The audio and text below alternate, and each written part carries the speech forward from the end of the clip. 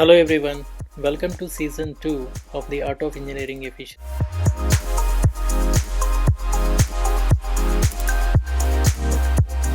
If you have been following the series, you already know this podcast series is all about discussing the efficient engineering practices and technology tools that enable us to shape and build software systems in a better way. And in season 2, we are stepping into the fascinating world of AI by understanding it deeply, practically, and confidently. Because today, AI is not just a buzzword, it has become a companion, a catalyst in every engineer, problem solver, and a creator. So, in this first episode, we are starting at the roots. We will explore what AI really is, how different types of AI evolved, right from the perception models, vision, and speech, all the way to the language models that can think and talk back to us. By the end of this episode, you won't just know what a language model is, you will understand how it learns, thinks, how it works, and what it takes to build one. So let's dive into the episode details. In the beginning, the intelligence systems they usually work based on the rules. For example, to trigger on the cooling system when the temperature is beyond some 35 degrees centigrade or so. So these are intelligent systems, but they are automated, but they are not self-intelligent. So when we take today's situations, current situations, we have intelligent systems that started to learn by themselves. So we call them as artificial intelligence systems. So what it takes in artificial intelligence system, think like a human or think like a person. Think of a child who don't know what animals are, so how they learn usually what animals are, seeing different kind of animals. For example, if we take a dog or a cat, the child needs to see lot of dog images, or they need to see lot of dogs in the real time, and they perceive the image of the dog, like its facial behaviors or facial attributes and body attributes, and they try to memorize that thing in their mind. When they see a similar kind of animal like another dog, they recognize it as a dog. Same applies to other animals or other objects as well. In the same way, an artificial intelligence system doesn't actually memorize like an image or anything. Actually, artificial intelligence system needs to feed with a lot enormous amount of data to learn a single object or a single animal or a single thing. So for example, if we are building a system that is able to recognize the image of a dog, so we need to feed it like thousands of images to the intelligent system so that it understands the pattern, pixel patterns in every image, and it creates the data out of it in its database. When we give an altogether entirely new image of a dog to the intelligent system, so it compares the pixel patterns with the data that it learned from the previous image dataset. That is how an intelligent system is able to predict the outcome from the data it learned by observing the patterns. So this is how usually how an AI system works. But intelligence is not only one dimensional. Like how we humans have various senses, peripheral senses. For example, computer vision, from a human perspective, it's the eyes that AI has. Similarly, speech recognition, it's the listening capability that we have. So when someone speaks, we take the input with our ears. It's a listening capability. Similar way, the AI too has a listening capability. For example, Alexa, they capture the speech, identify the words, and they respond back based on the input they received. And we have reinforcement learnings like robots. They learn based on trial and errors, and they try to capture the data, what is right, what is wrong. Based on that, they process the next input accordingly. So this is a continuous learning that an intelligent system is adapted to. And next one is natural language processing. It's the major upgrade in the world of AI. Now the systems are able to understand us, talk back to us in the same way an actual person can do. They are capable of understanding various languages that we can speak. Together, these engineering abilities form a collective intelligence that we call as artificial intelligence in the modern world. And among these branches, there is one thing that is standing out and most popular and most human. It even writes stories, poetries better than some of us. That is nothing but language models when machines begin to talk. Unlike simple chatbots of the past, language models don't memorize the responses. They predict meaning and one word at a time based on patterns that it has learned from the previous datasets. When you ask them a question, they are not recalling a sentence, they are composing a new one in that moment using what they have learned about the context, tone, and logic. So, for example, if we ask an AI system what is the capital of France, it instantly replies Paris. That doesn't mean it actually knows it is Paris, the capital of France is Paris, but it understood the context and then it replied from its data because it learned how the words relate to the meaning. For example, if we take a teenager, so till the time around 12, 13 years, they used to hear a lot of stories from their surroundings, from the class or from their parents or etc., from their friends or family. They memorize all their stories and at some point they even start to imagine and they start telling their own stories. That's what a language models can do. It understands the context and it replies back to us. But how does it actually happen? What are the different layers that works beneath this language model? How does a language model can understand, learn, predict the next word? How does it all happen? To answer that, we need to step into the details of the language model and its internal layers and its building blocks. A language model is not a simple or a single software system. It actually evolves through many phases. In that, the first comes in the data. So, like we discussed in the first example, like how a child learns from to identify a dog or cat, the data plays a crucial role when we are building a language model. So, the language model needs vocabulary datasets like dictionaries, web sources, or PDF documents or anything, so that it is fed with a lot of contexts. It actually stores the context of all the words and how the sentences are formed, what is the relation between two different words. The enormous amount of data need to be fed to a language model as a first step. Just like how baby starts learning to identify the words in a stream of a speech, in the same way, the model must first learn to separate the words in the sentences by making it small and digestible chunks. That's where tokenization begins. AI need to understand what it is seeing. So, I mean, what it is fed. So, the language model needs to understand what it receives. It can't read words directly. So, it breaks them into tokens like syllables and maps each token into numbers called embeddings. So the embeddings are not just words in a DB. When we say vector DB, imagine it like a brain of a human. So when we start learning things, we memorize things based on some certain relation. Like for example, if we speak about the temperature, we have hot and cold. These two words are related and in a specific area of the temperature. So in the same way, when we speak about a person, we identify them as a genders boy, girl, man, woman, king, queen. These words belong to a specific category that separates them. King belongs to a person category, both king and queen, and within that they also belong to king meant to be a man and queen meant to be a woman.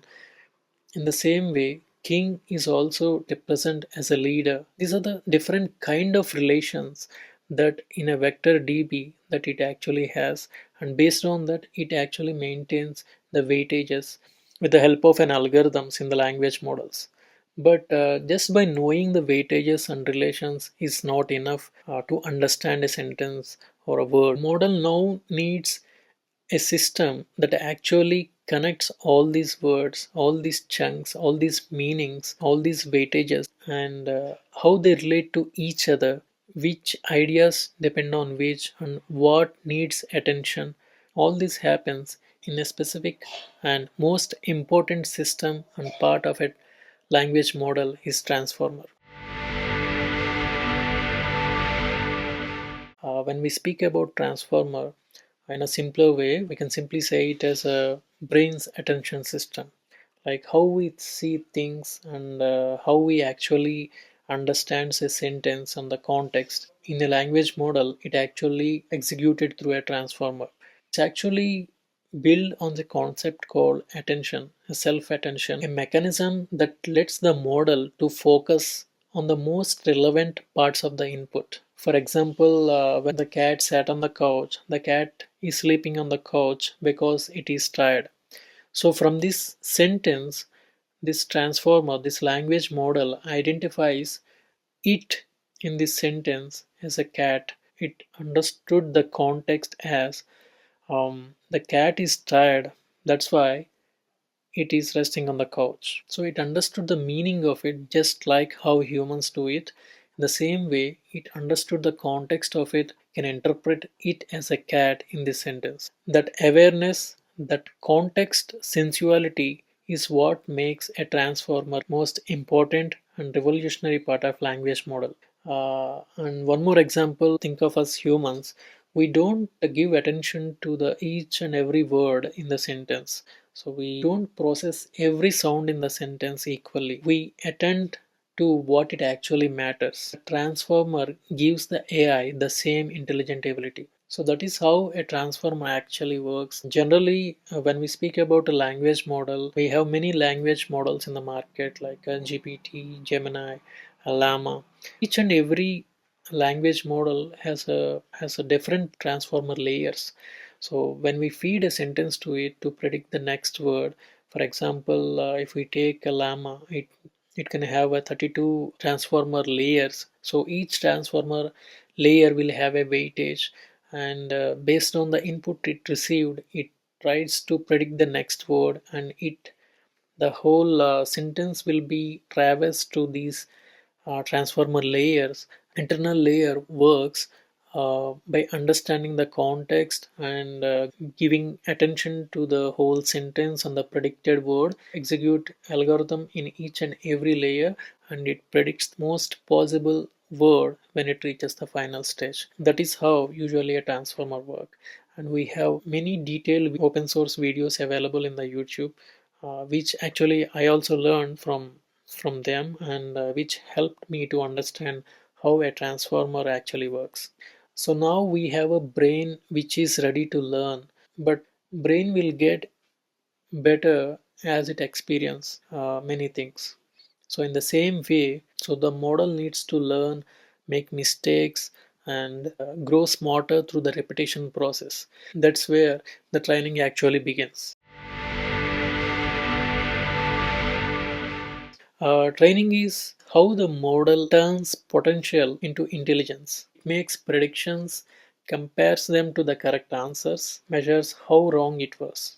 The difference is called loss, and it becomes the teacher. Just like a child learning to speak in the beginning, uh, they may not be forming the sentences as correctly as adults speak. So they may be grammatical mistakes, or they may use different words or a wrong words in a sentence to form a sentence. But every time they make a mistake, it helps them to improve and correct themselves. Over time, by analyzing the massive amount of text, the model learns grammar, context, style, and logic, not by means of memory, but by statistical meaning, like in the form of numbers in their vector database. Now the model begins to learn. It predicts the next word, fails, and corrects again and again, billions of times. That's the process involved in the training. And even within training, there are a lot of steps involved. First thing comes in as input and prediction. So when we give the input, based on the input it predicts the word. So for example, the capital of France is, I mean, what if it predicts like London? So it's not correct. So the ground truth, then comes the right answer from the data set. The answer is not London, it is Paris. So then we have something which acts as a judge, which decides what is right and what is wrong. That's a loss function, a mathematical formula that takes care of it, compares the model's prediction versus the correct token from the data sets. So once the model knows what is wrong, it uses back propagation, a process of adjusting the internal connections like weights, so that next time it's a little less likely that it says London instead of Paris. This is like child's memory gets corrected after a correction mechanism or a feedback. The model repeats this across billions of sentences, each mistake gently pushing it closer to the accuracy. Over time, these microscopic corrections accumulate and becomes a fluency of the language model. Once the model has learned enough or trained enough, now it's ready to test its knowledge. This is the moment of creation when it starts to think on its own, producing responses that feel like human. So that part we call it as inference. Inference is actually a model's performance stage. So the moment we ask a question, it composes an answer by predicting the next word and next word, by giving an attention and replying as a whole sentence in a human understandable form. We call it as an inference. Each prediction is actually influenced by whatever it has seen before. It's actually fusion of context, memory, and reasoning, just like how humans do. And if we take it a real time example, when we ask it to write a story, instantly it prepared the story from whatever data it has learned from the past. It starts to imagine a new story from the data it has learned, and it generates a new story altogether. So now we have a language models with a pure intelligence, but we need to give a proper guidance under certain circumstances how it needs to behave. It should not overreact, or it should not react in an odd way. So to make AI useful, ethical, and domain specific, we enter into the final refinement phase called fine tuning and alignment. Now we have a language model intelligent enough to act as a human. So now fine tuning gives the specialization to that intelligence. Just like a person who is out from the school, to proceed further in the area of interest, the person may want to become a doctor, lawyer, or something else, area of specialization that a person want to excel in. So in the same way, AI system can also be specialized in a specific domain. How an AI system become or specialized in a specific domain is by fine tuning. So in fine tuning, we are going to set domain specific curated data. We are going to feed it to the AI system so that it learns how it needs to behave for a specific domain, and it restricts, we can also restrict its intelligence only to explore in that area or only process the input in specific area. For example, if we train an intelligence system with a doctor specific data, if it receives the input as a design, a building architecture plan or a building plan, then the AI simply responds it like the input it received is not its area of expertise, and it gives some suggestions. That's how fine tuning helps an AI system to guide in a specific domain. So, for example, we can actually take any model which is available, we can fine tune it and make it domain specific, like a news agent or a media specific agent or a lawyer agent. We can actually build a number of systems, a domain specific system, using a single language model by fine tuning it. Next comes here the alignment. Last but not least, it ensures that intelligence aligns with the human goals. It avoids the bias, misinformation, and harmful responses by AI systems. So that's where we have reinforcement learning from a human feedback loop, which is referred as RLHF, where human enters into the phase of a training an AI system. So far, the language model has learned everything with the help of data and set of iteration processes and algorithms, and it prepares internal embeddings and connections and weights. So now, finally, the humans enters into this part, guide the language model to be helpful, honest, and harmless. For example, if someone is scolding a language model in its input, so the language model responds in a more polite way. Usually, from the data it got trained, it may respond in a harsh way, but with the guidance of humans, we train it in such a way that to respond in a more polite way and push whatever harsh inputs it receives away and respond in a more polite and harmless way. That's how humans correct it, shaping the language model's behavior through repetitive iterations and feedback loops. We can also relate it with parenting a child. Initial days, maybe when a child starts to react in a harsh way, the parents teach the child what are the good manners and bad manners, discourage the bad manners and encourage the good manners. So that's how the parents set the behavior of the child. In the same way, through this RLHF alignment process, humans set the behavior of the language model. So now we understand from the curiosity of what is AI and what are different building blocks behind the AI to the meaning of it. And just like human minds doesn't stop at learning to speak, AI too has evolved beyond the language. So this is when the AI goes beyond the language and it feels the whole. When the language meet the other senses of an intelligent system like vision, speech, reasoning, we get a system that can see, hear, talk, and even act.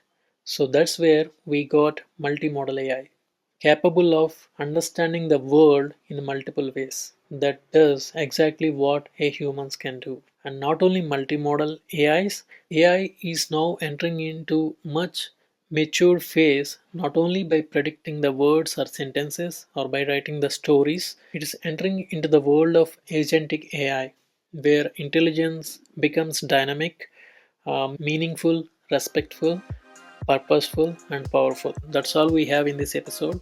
Please do share your thoughts or comment if you are interested in any specific topic which is discussed in this episode. And in our next episode, we will actually run a language model locally, understand its moving parts, and see and experience how these systems come alive right before our eyes. Till then, stay tuned and thank you for watching.